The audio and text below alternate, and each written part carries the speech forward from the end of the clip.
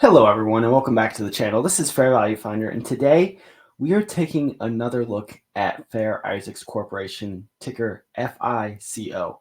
This is one we looked at last year and came up with a fair value of 560, but it definitely outperformed the thesis.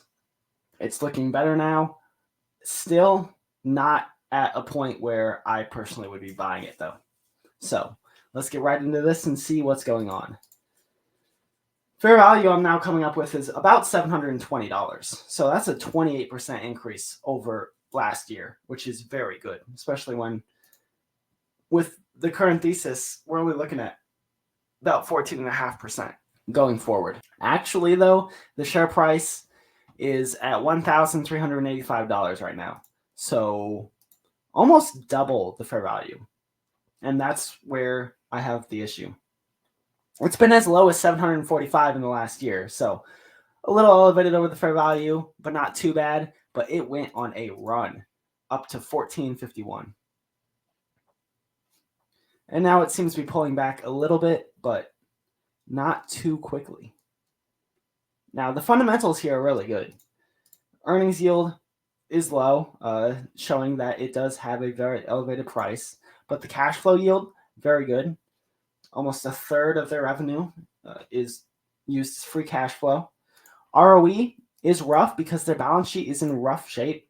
They have a lot more debt than they have assets, but for the business that they're in, they don't need a whole lot of assets. They're mostly data and software. And if they're using the debt wisely for acquisitions, it could benefit them in the long run. ROI looks really good, 27%, and ROA 30.5. Both of those are great. Again, we're seeing they got pretty low assets. Gross margins, super good, 79%, usually 78. Net, almost 30%, usually about 29. So margins are incredible. ROI, ROA, really good. Cash flow, really good. It's just the earnings yield, which means the valuation's pretty high. And the ROE, I'm not a fan of the balance sheet, but I think that I can understand it. For our thesis, 8.5% is what we're using going forward for revenue growth. Honestly, I feel like it could be closer to 6. They have come in 6.8 in the 3-year, 5 in the 2-year. Analysts are projecting almost 7 next year, and then over the next 2 years, a nearly 10% compound annual growth rate. So they're expecting some growth in future years, likely coming from some sort of acquisition. So if we go towards the higher end here, we'll be able to factor some of that in as well.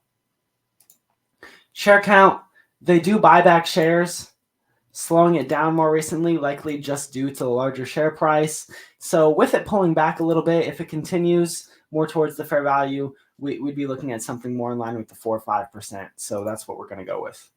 Assets, they're not huge on growing them. So we're going to go with very small growth. That's typically what we see out of them. And liabilities, they actually grow pretty quickly across the board, double digits. So we're going to go with 10%. Margins, some slight growth, taking them to 31.51 over the course of 5 years.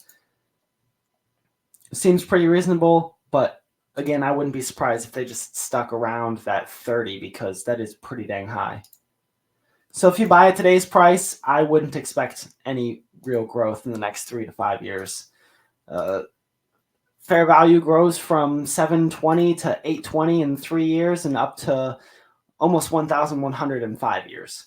So I'm definitely still looking for a pullback on this stock. Not something that I'm really interested in at the price point, although I do really enjoy the fundamentals.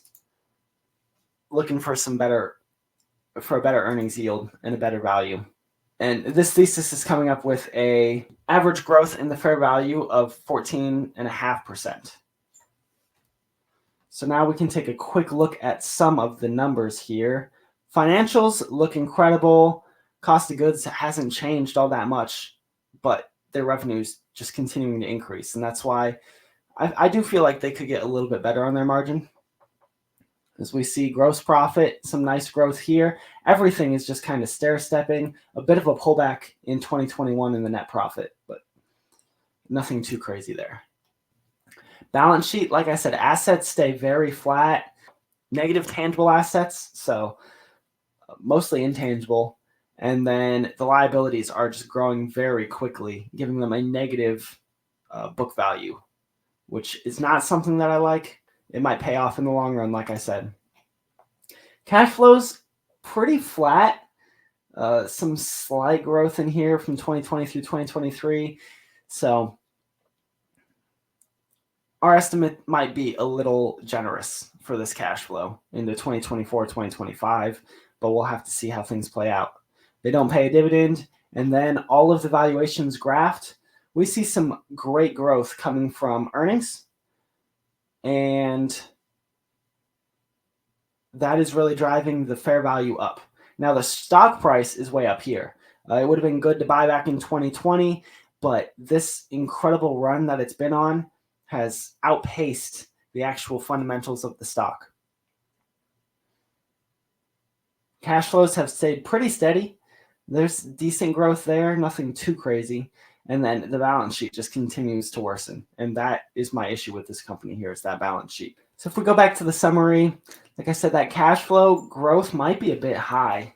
If we take that down to 5%, that cuts out a little over 1% in the annual growth in the fair value, affecting our numbers a bit. Looks like about $30 off in the 3-year and $50 in the 5-year. So $10 a year in fair value there. And then the margins, maybe something a bit smaller. That's a pretty big impact too, taking them down to 12.8. And then I said we could look at revenue down to 6, maybe 7%. Let's go 7. That takes them down to 11.5%. If the rate of share buybacks decreases, takes them down to 10.31. And then I feel like this is a pretty comfortable, more pessimistic scenario where they're still coming in line with the markets, maybe slightly outperforming. We look for 8 to 10. It's just above 10. It's still not, it's definitely not looking great on the 3 or the 5-year. It's coming in about a third less than you're buying it at today's price in 5 years. If this is the scenario, that's the fair value that we'd be looking at for the stock.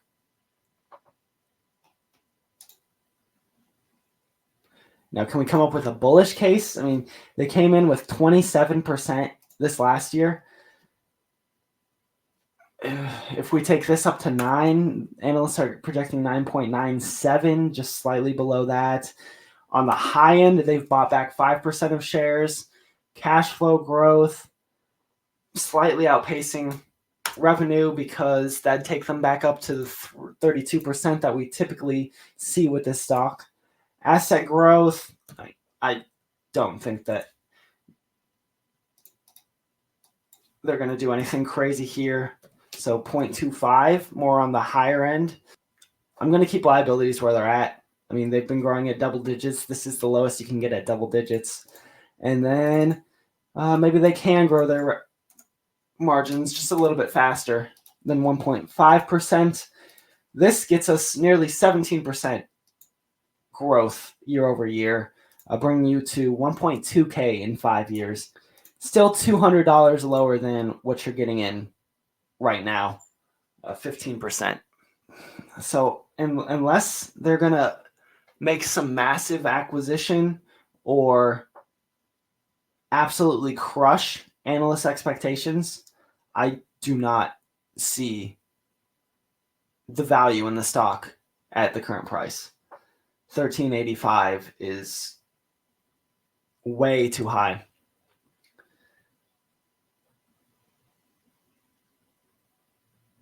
It wouldn't even be a thought until it's under 1,200, and really, I would like to see it under 800.